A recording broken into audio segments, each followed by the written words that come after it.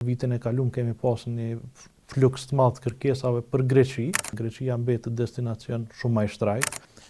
Egjipti për këto vitet e fundit është domethënë shining star. Fluturimet për Antalya tashmë vetë që kanë fillu, ndërsa fluturimet full charter, kemi grupet e mëdha, do t'i fillojmë me 16 qershor këtë vit. Interesimi është i njëjtë, edhe pse vitin e kaluar ne kemi prit një ramje në numër të udhëtarëve dhe kemi planifikuar të ramje kohë më parë për shkak të liberalizimit vizave, po nëse e kqyrim në fund të ditës sa pagun edhe sa merr, Antalya ose Turqia në përgjithësi prapë mbetet si zgjedhja më e mirë për shkak të çmimeve, kualitetit edhe shërbimit që ofrohet atje.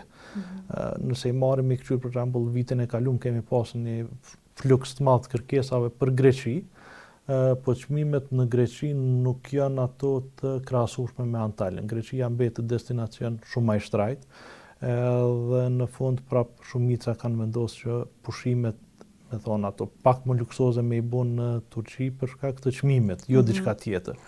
Po Greqia e mundson një shërbim tjetër ose një mundësi tjetër që pushimet me qenë më të shkurta, dhe zakonisht fundjavat kanë qenë ato që janë kërku pak më shumë prej klientëve tanë në Kosovë, dhe kemi pas klientë që i kanë bërë 2, 3 apo 4 vikende.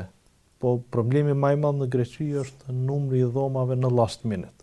Domethënë hotelet shiten pak më herët, numri i dhomave nëpër hotele është dukshmërisht më i vogël se sa ato në Antalya, që shumica e hoteleve janë në 300, 400, 500 dhoma. Në Greqi mundna me thonë që në mesatare është 70-80 dhoma, 100 dhoma hotele, kështu që krejt këto e bëjnë atë dallimin e vet. Egjipti për këto vitet e fundit është domethënë shining star, edhe ka me qenë ai ylli në ngritje në vitet e ardhshme, përderisa ata kanë me majt çmimin të cilin e kanë për momentin. Domethënë për shkak të fuqisë punëtore nuk ka ndryshim shumë të madh të çmimeve në Egjipt, edhe ka më mbet një destinacion interesant. Problemi me Egjiptin është temperaturat më të larta. Domethënë atje gjatë verës 45-50 është një temperaturë shumë normale, po në anën tjetër ofron shumë më shumë se shumë destinacione tjera. Plazhet janë shumë të mira, shërbimi është në përmirësim me sipër, dhe hotelet e reja që janë të ndërtuar atje janë me të vërtetë hotele të klasit të lartë. Fokusin e vërtet për momentin e kemi në Antalya.